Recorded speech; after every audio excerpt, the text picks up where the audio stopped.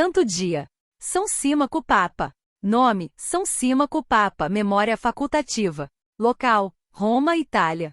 Data: 19 de julho, 514. O Papa Santo Anastácio havia morrido a 16 de novembro do ano 498 e foi escolhido para seu sucessor o diácono Símaco, filho de Fortunato e nascido na Sardenha, segundo certos manuscritos, em Roma, segundo outros. Símaco ocupou a Santa Sé por mais de 15 anos.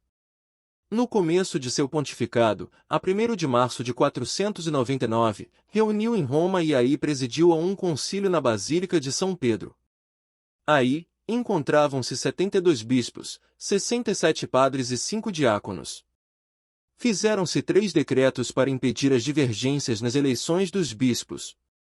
Entre os padres signatários, o primeiro foi o arcipreste Lourenço, do título de São Pracedes, o mesmo que tinha sido eleito antipapa. Por comiseração, o Papa Símaco fê-lo bispo de Nocera. O Santo Papa Símaco, que exercitava uma grande caridade para com os cativos e os confessores exilados, teve também que sofrer uma perseguição. O patrício Festo, que tinha prometido ao imperador de Constantinopla levar o pontífice romano às suas vistas, estava zangado por não ter podido fazer nomear, em 498, um papa que tivesse aqueles sentimentos. 4 anos depois, tornou a acender o fogo da discórdia e renovou o cisma do antipapa Lourenço. Os cismáticos acusaram caluniosamente Símaco de ter cometido adultérios e alienado os bens da Igreja. Como a discórdia aumentasse cada vez mais, os católicos, de acordo com o Papa, sugeriram ao rei Teodorico fazer decidir essa contenda com um numeroso concílio dos bispos de seu reino. Os bispos receberam ordem, e os da Emília, da Ligúria e do Vêneto, que, para ir a Roma deviam passar por Ravenna, perguntaram ao rei o motivo da reunião. Ele respondeu que era para examinar os crimes de que Símaco era acusado pelos inimigos. Os bispos disseram que o mesmo Papa é que devia convocar o concílio, que a Santa Sé tinha esse direito primeiro pelo mérito e principado de São Pedro, depois pela autoridade dos concílios, e que não se encontrava nenhum exemplo de que tivesse sido submetido ao juízo de seus inferiores. O rei disse que o Papa mesmo tinha manifestado, por suas cartas, vontade para a convocação do concílio. Os bispos pediram para ler essas cartas e o rei as mandou apresentar, assim como as peças do processo. Dos 115 bispos que se reuniram em Roma, os primeiros, em sua qualidade de metropolitas, eram Lourenço de Milão e Pedro de Ravenna. Como deviam presidir ao julgamento, não quiseram ver o Papa Símaco, para não dar nenhum motivo de murmuração aos cismáticos, mas não se separaram para isso de sua comunhão, pois jamais deixaram de dizer seu nome no santo sacrifício. O concílio reuniu-se primeiro na Basílica de Júlio, no mês de julho de 501, sob o consulado de Fausto Avieno, que era descendente da ilustre família dos Cipiões e que era do partido do Papa Símaco e da Boa Causa. Lá, os bispos que tinham passado por Ravenna, contaram o que tinham dito ao rei. Apesar disso, ainda havia uma inquietação geral sobre a legitimidade do concílio. Depois, quando falavam de começar o assunto principal, o Papa Símaco entrou na igreja, demonstrou seu reconhecimento para com o rei pela convocação do concílio, declarou que ele mesmo tinha desejado e, na presença de todos os bispos, deu-lhes a autoridade para julgar a causa. Estes são os termos do concílio. Mas os cismáticos, em vez de provar suas acusações, recorreram à violência. Atacaram com armas o Papa e seu cortejo, no momento em que se dirigia 2ª vez ao concílio. Tudo bem considerado, os bispos julgaram que era vontade de Deus que se restituísse à Itália seu pastor e que nada mais lhes restava que exortar os dissidentes à concórdia. A questão não era mais saber se Símaco tinha sido canonicamente eleito, não havia mais dúvidas a esse respeito, mas, se as coisas de que o acusavam os inimigos não o tornavam indigno do episcopado. Como os inimigos não apresentassem prova alguma canônica, nem legal e outros obstáculos ainda tornassem o julgamento impossível, os bispos resolveram entregar tudo ao juízo de Deus. Mandaram, então, delegados ao Senado, para lhe declarar que as causas de Deus deviam ser deixadas ao juízo de Deus, a quem nada é oculto, que era preciso agir assim, sobretudo no caso presente, onde se tratava do sucessor de São Pedro, que quase todo mundo se comunicava com Símaco e que era urgente remediar ao mal que pode causar a divisão. Eles fizeram várias vezes ao Senado semelhantes advertências, exortando-o a aderir, como convinha aos filhos da Igreja, ao que tinha sido feito no concílio, segundo a inspiração de Deus.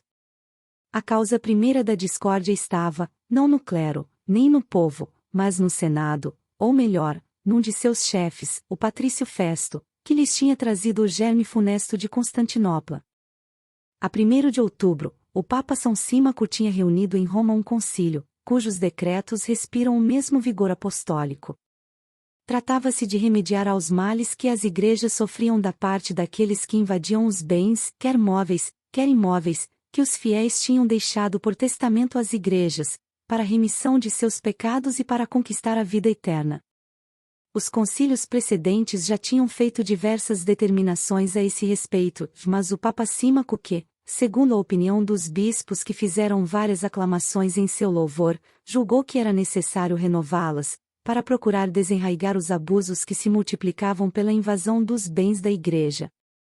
Ficou então estabelecido tratarem-se como hereges manifestos os usurpadores desses bens, e anatematizá-los, se recusassem a restituí-los, proibiu-se também admiti-los à comunhão, até que tivessem satisfeito por uma restituição inteira.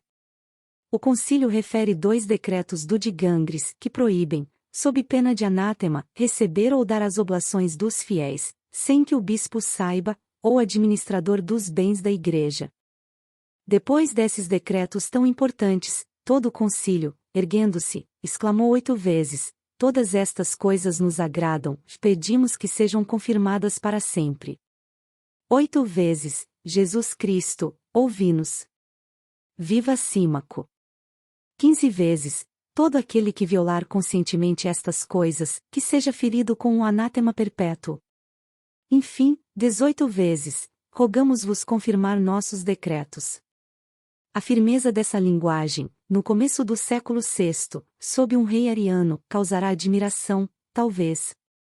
O que não deixará de admirar menos, é que esse rei ariano se conformava com tais decretos.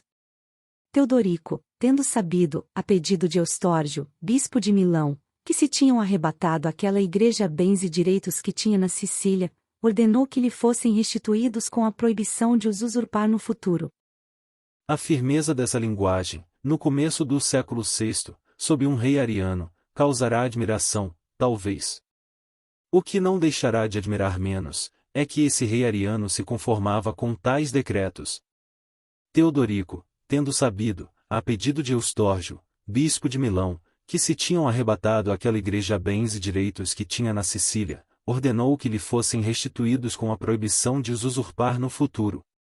Eis como nos primeiros anos do século VI, mesmo depois de 2 concílios ecumênicos a esse respeito, toda a Igreja do Oriente suplicava ao Papa lhe indicasse o caminho reto. Eis como, há 14 séculos, toda a Igreja do Oriente reconhecia solenemente que, depois de Deus, sua única salvação estava no Papa. O Papa São Símaco morreu a 19 de julho de 514, tendo ocupado a Santa Sé durante 15 anos e perto de 8 meses. A 26 do mesmo mês de julho, teve por sucessor Santo Hormisdas, sob cujo pontificado veremos a reconciliação do Oriente com Roma, a 6 de agosto. Referência: Horbachir, Padre. Vida dos Santos, volume 13. São Paulo, Editora das Américas, 1959. Edição atualizada por Janarto Moutinho Ribeiro, sob a supervisão do professor Adela Nina. Adaptações, Equipe Pocket Terço. Disponível em obrascatolicas.com. Acesso em 11 de julho, 2021. Agradecemos toda novidade ainda mais.